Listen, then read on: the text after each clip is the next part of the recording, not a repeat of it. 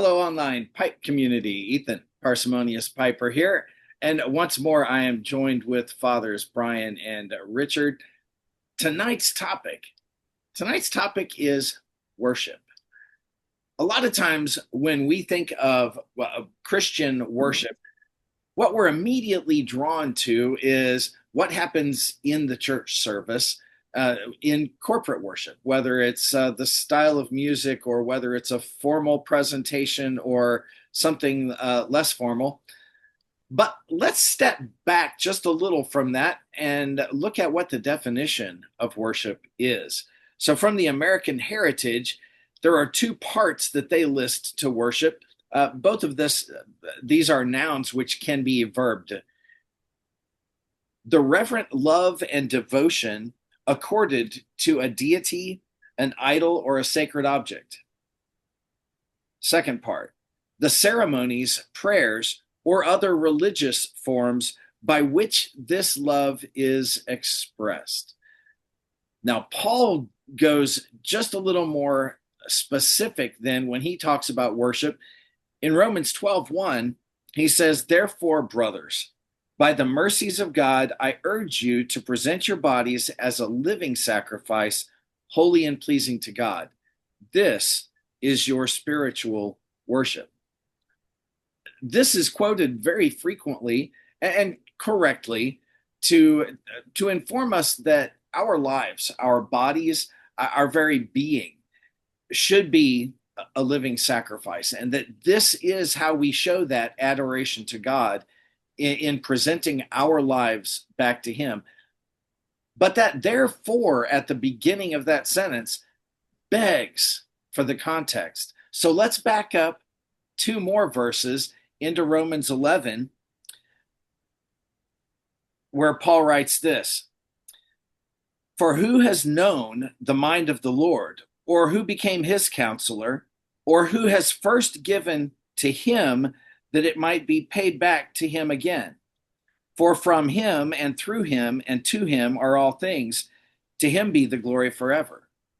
Which one of us has given God a gift that we can expect something back? No, it's the other way. Therefore, brothers, your bodies are a living sacrifice. Because God's given this to us, we owe that back to Him. And he continues then on the context in Romans 12:2, a verse that I know Richard absolutely loves because he's quoted it at least two or three times just in our meetings.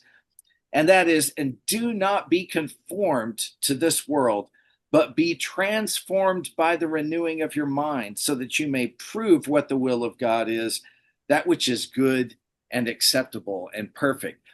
Therefore, be not conformed to this world." This is part of our sacrifice, part of our worship is not being conformed to the world. It's stepping back.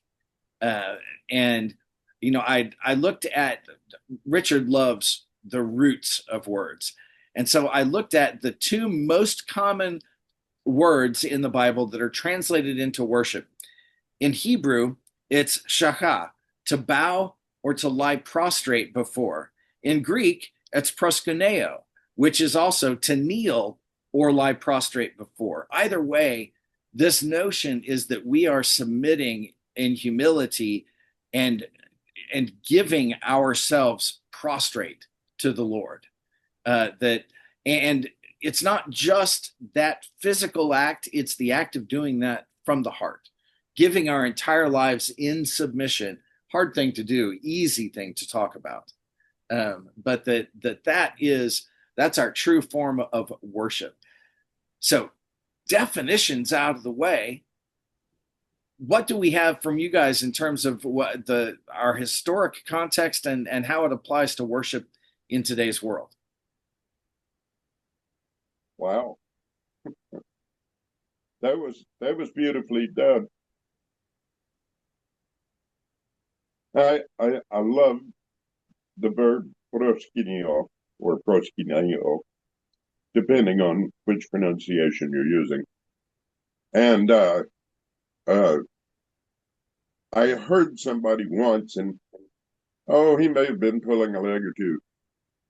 The etymology of uh, proskuneo, is doubtful. Um, what he put forward was that the etymology was from Keon, dog, um, that we would get down like dogs before him. As much as I love my dog and would hate to ever disappoint him, because the censure of a dog is something that is hard for a man to bear. That's a line from Haunted Bookshop, by the way. Mm-hmm. Um, do you know,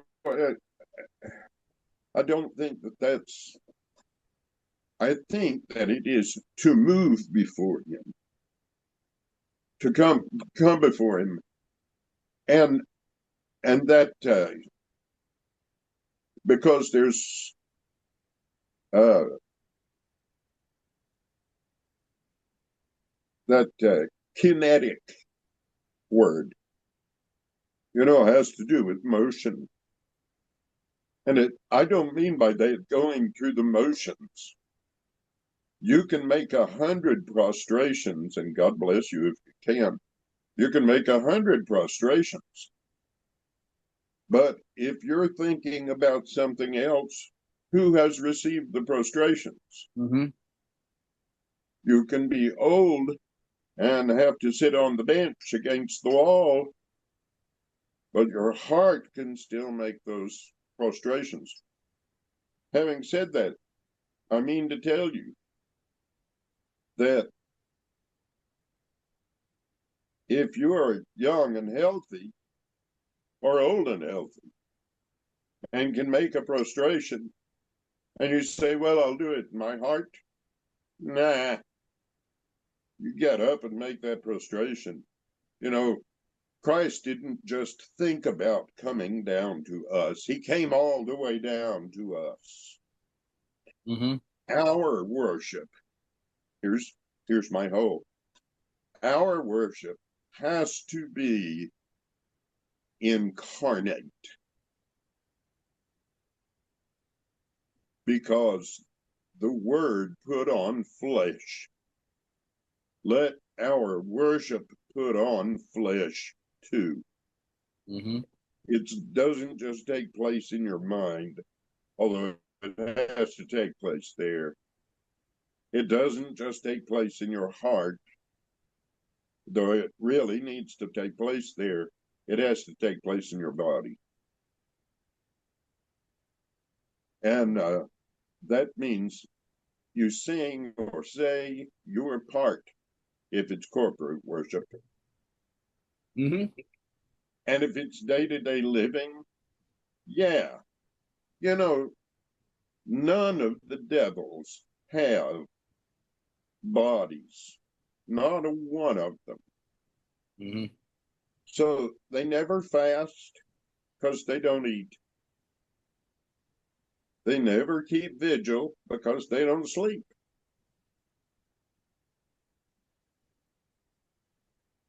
But that also means they're always fasting and they're always keeping vigil. It does them no good. It does them no good. Mm-hmm. What they lack is their heart in it. And that would take humility, and they haven't it. So that's the other thing. We have to have humility. Have to have humility. You can't go proudly into God's presence. You have to go humbly into God's presence. And the longer you're a Christian, I promise you, the more you will realize that God is present Mm-hmm. where you are.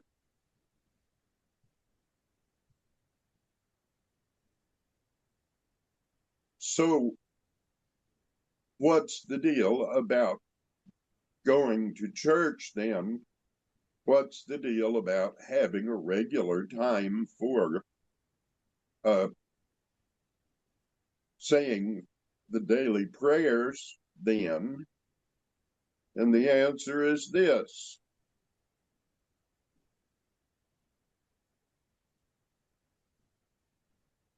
He's always with you, but you're not always with Him. Mm-hmm. And it's not until you realize, that is to say, make real in your life, that He is present in all places, filling all things. Until then, you really need to keep in mind that you are going to talk to the Lord. You are going to the home of the King of the universe. So at least wash your face and your hands. Try to look presentable and to be presentable and act presentable when you are coming into the presence of the Lord. St. Paul also says, pray without ceasing. Mm-hmm. To do that, you had best recognize His presence. Mm-hmm. Oh, God help us. God help us. Recognize His presence in the interactions you have with other people, including the idiot who's going too slow, the maniac who's going too fast, the old guy at the checkout stand in front of you who is certain that he has exact change. That's me. Thank God for Easy Pass, but yes. Yeah, yeah. Well, I was just reminding myself of the brother. It was Brother Lawrence practicing the art of the presence of God, Yes, because God's there all the time. It's we who have to be made aware of it. that's right. Well, as you're talking about worship in the sense of to give true devotion and adoration to God and what He deserves and what He desires, and talking about worship in church and outside of church, and as I know this will flow over into Catholicism, where we go to worship in church, where we go to participate, cooperate in the one true sacrifice of Christ on the cross. And therefore, as we talk about worship, must have sacrifice. Mm-hmm. And as in the Old Testament, where they sacrificed the lamb and you had to eat it. And that's where it's very specific, where we go to church as Roman Catholics to Mass. We participate in the one true sacrifice of Christ, therefore to worship as God desires, and therefore we eat of the sacrifice, and it's to worship as God desires to be worshiped. And that's where I find the challenge is how often we want to worship God as I want to worship Him. How do I worship God as He demands, commands, and desires to be worshiped? And therefore as the sacrifice. And so and as in our faith as Roman Catholics and as a priest, to be able to lead that worship of Christ of the people so that they can participate in that one true worship and then go into their daily lives. And I say then to go outside of the church and to continue that sacrifice to God. And that's where the true sense of worship comes, is that every action we do is to give sacrifice to the one true God, in whether that's our state of life as married, in our work, whatever we do, is how do I offer sacrifice for the one true God in the work in which I do in my daily duties and responsibilities. And that's where the challenge comes is how do I offer that one true sacrifice of my life in my daily duties and responsibilities? Well, and Richard brought up the, praying continuously. Elsewhere in the epistles, we're admonished that no matter what it is that we do it as unto the Lord. And, Mm. uh, you know, that's a humbling thing. Um, am I doing my job as if I were doing that for Jesus? And simple things. Am I keeping up my yard as if I were doing it for him? I mean, you can take this to extremes, obviously, but in my heart, am I doing, living my best, and doing it not just so that I get some sort of reward or gain or compliment for it, but doing it because that's what he would most like me to do, is to live with excellence. Well, And it's due. You know, if there is a God, and we all say there is, then that's the most important fact about the universe. mm-hmm, And it should be in your mind, on your heart, on your lips, in your hands and your feet. It just should be. Can it be taken to extremes? Yes. Should it be? Maybe. at least in some directions. Yeah. You know, I have taken up the practice of washing dishes as soon as they hit the sink. And that was not always my way, I'm embarrassed to say. Uh, because it's easy to be a little sloppy. Um, but it's a horrible thing.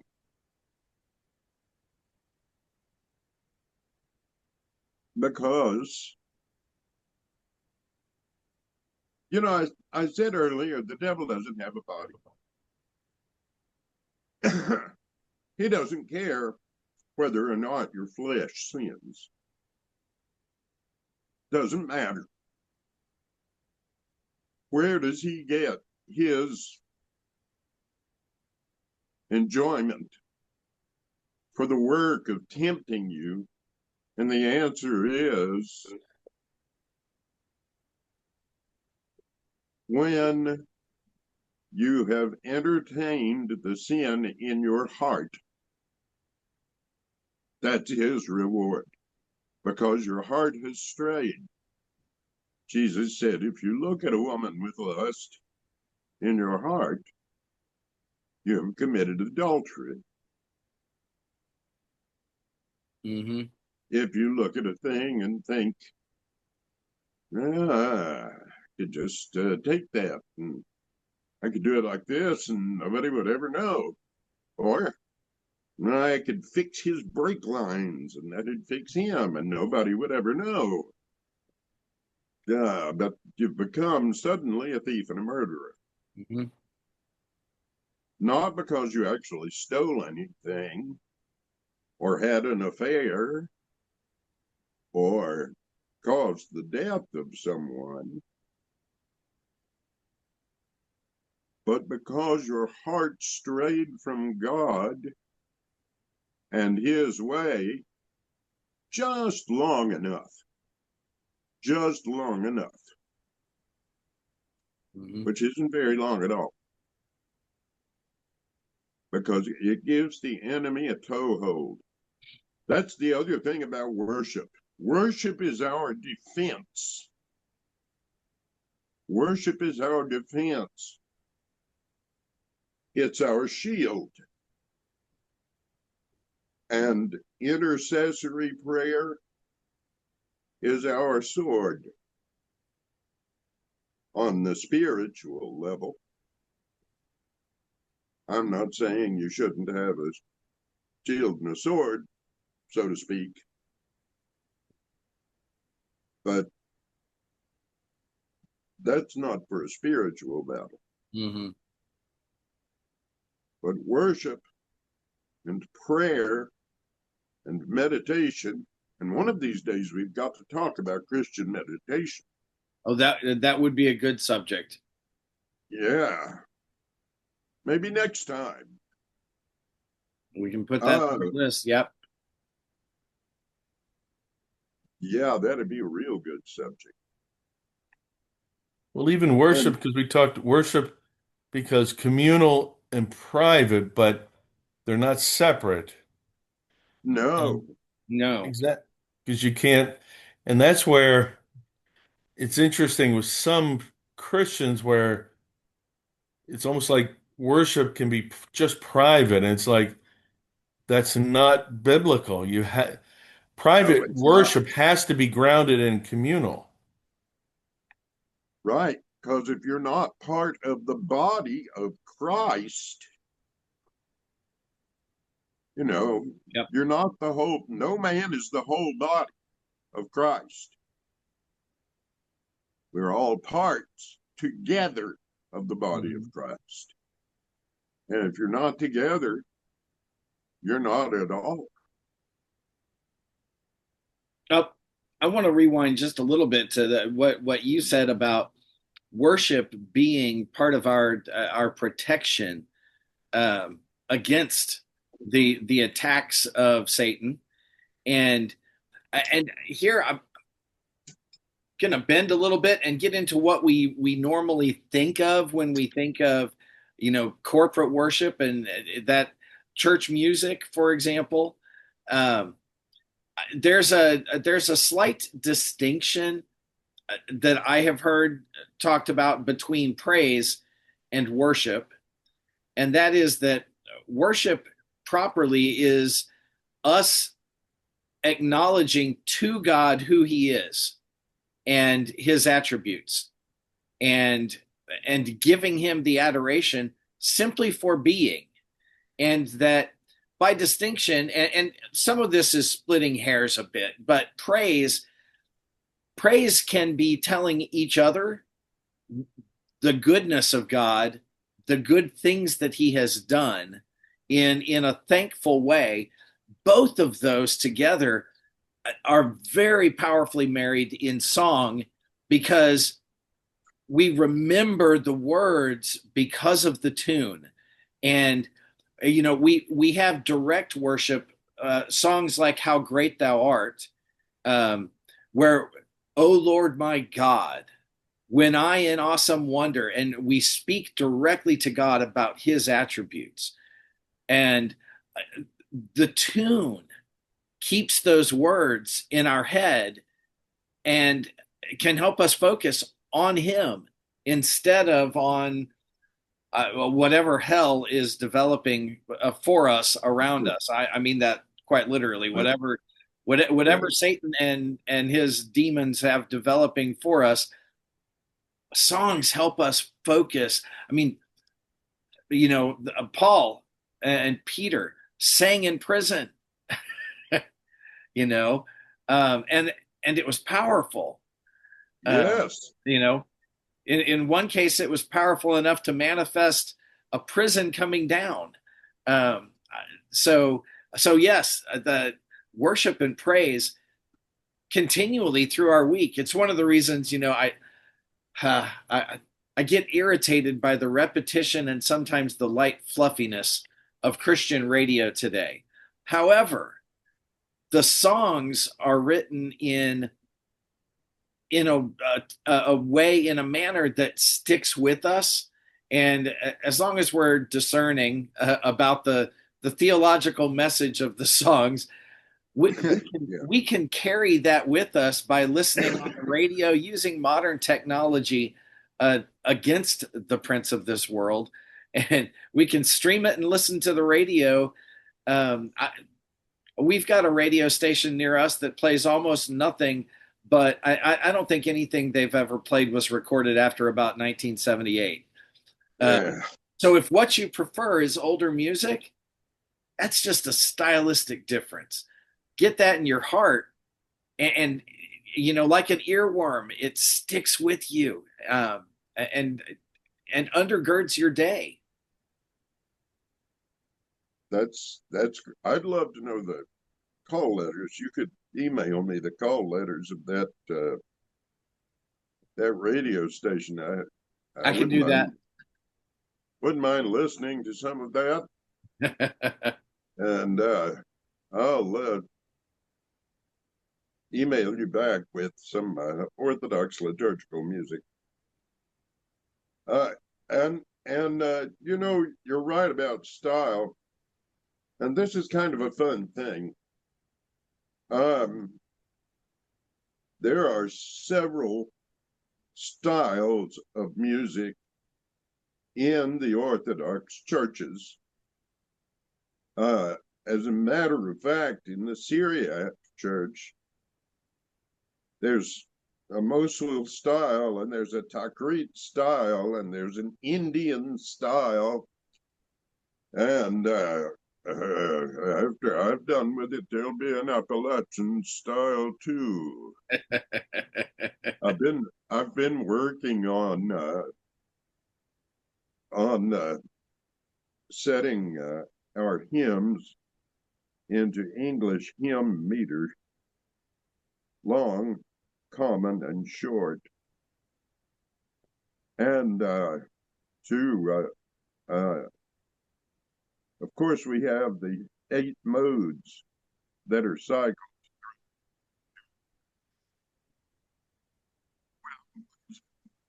Nope, we're losing your audio there, Richard. Oh gosh, am I gone Not gone yet, but yet? getting Okay. light. Well, Oh, that's better. good. I'm only at about 19% battery anyway.